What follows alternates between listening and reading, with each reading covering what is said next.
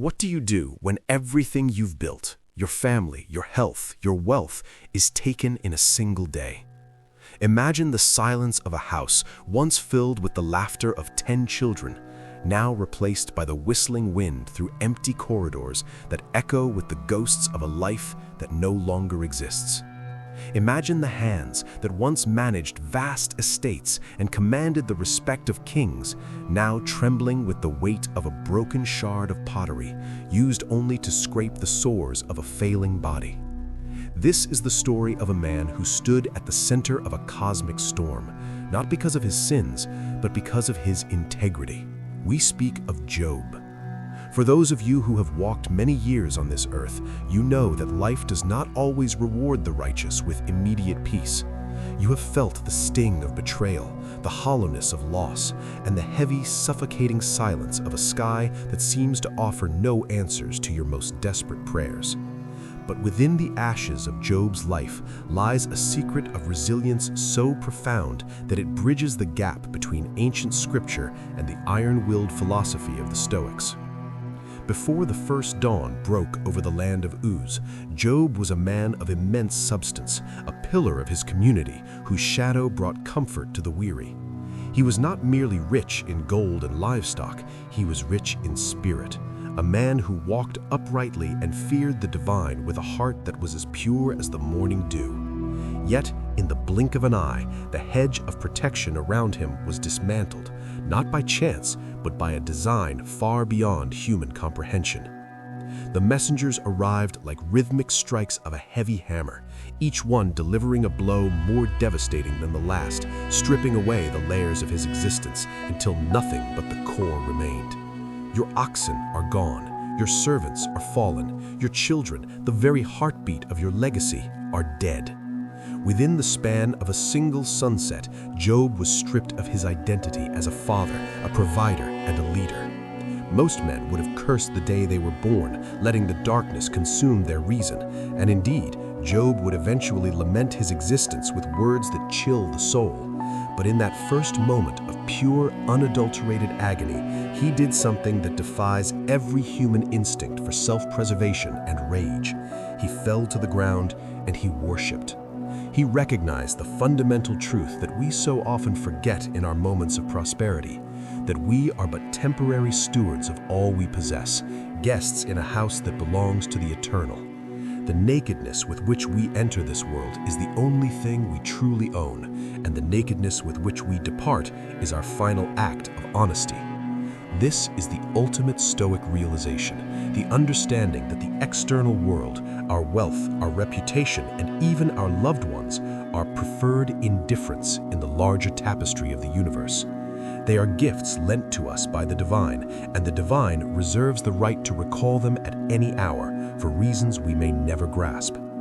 As you listen to these words, perhaps you are feeling the weight of your own losses, the quiet grief that settles in the bones as the years pass.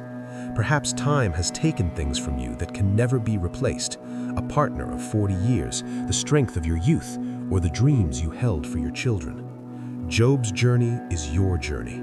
It is the journey of the soul through the dark night, where the only thing left is the cold, hard spark of who you are when everything else is burned away.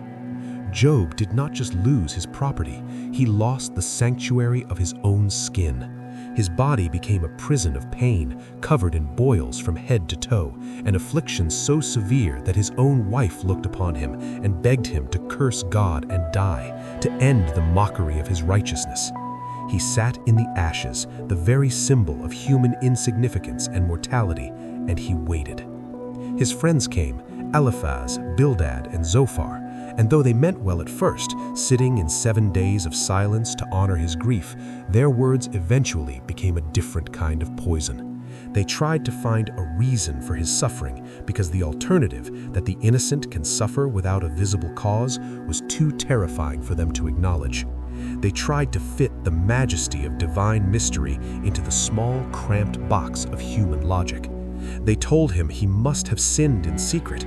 They told him he must be guilty of some hidden pride. But Job knew his heart. He refused to accept a false narrative just to make his suffering feel logical to the world.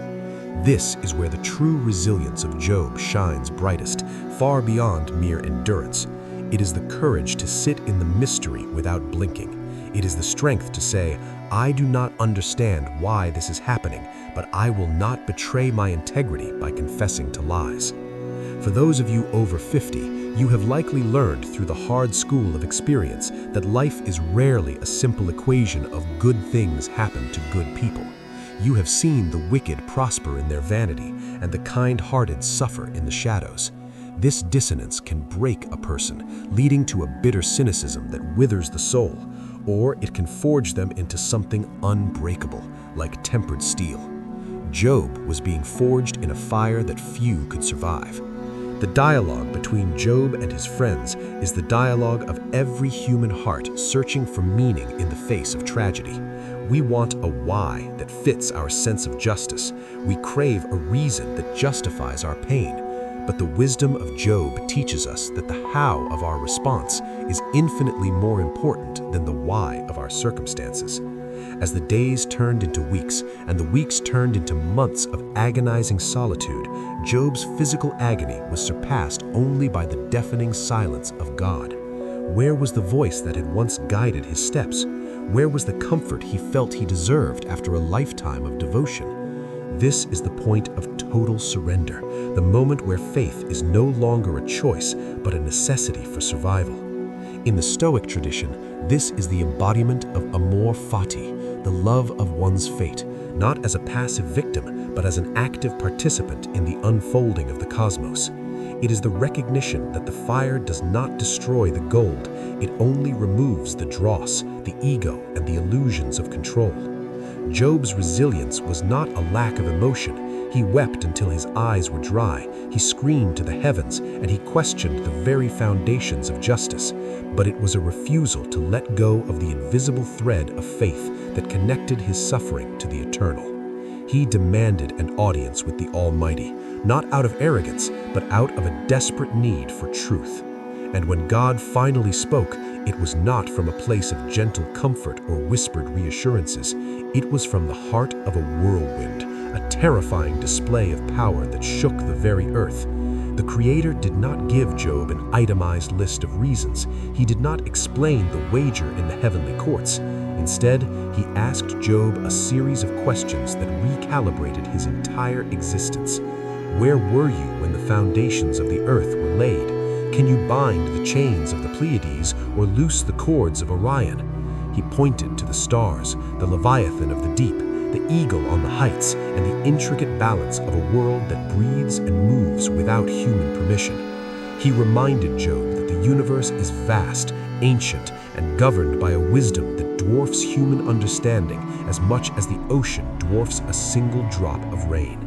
And in that moment, surrounded by the roar of the wind and the weight of the infinite, Job found peace. Not because his questions were answered, but because he realized he was part of something infinitely greater than his own pain. He saw that the architect of the stars was also the architect of his soul, and trust is the only bridge across the chasm of the unknown. The peace you seek in your later years is not found in having all the answers or in the restoration of what was lost. It is found in the humility of acknowledging the vastness of the divine plan and your place within it. Job's restoration eventually came. The scriptures tell us he was given twice what he had lost, and he saw his children's children to the fourth generation. But the man who stood at the end of the story was not the same man who began it. He was a man who carried the scars of the ashes, and those scars were his true wealth, far more precious than the thousands of camels and sheep that filled his fields once more. They were the evidence of a soul that had survived the impossible, a heart that had looked into the abyss and did not blink. As you move forward today, remember that your trials are not a sign of abandonment, but an invitation to a deeper level of existence that the young and the comfortable can never know. The suffering you endure is the sharpening of your spiritual blade, preparing you for a clarity that only comes through the fire. Stand firm in your integrity, even when the world demands you bend. Do not let the world's temporary chaos dictate your internal, eternal peace. Like Job, You may be sitting in the ashes of a dream today, feeling the cold wind of isolation, but the whirlwind is coming, and within it is the voice of a truth that will set you free from the need to understand. If this message has touched your spirit and offered you a moment of clarity in the midst of your own storms, I invite you to join our community of seekers who choose depth over distraction. Subscribe to this channel to continue this journey into the depths of ancient wisdom, and share this video with someone who is currently walking through their own valley of shadows, feeling forgotten by the light. May you find the patience of Job, the iron will of the Stoics, and the peace that passes all understanding as you walk your path with dignity and grace.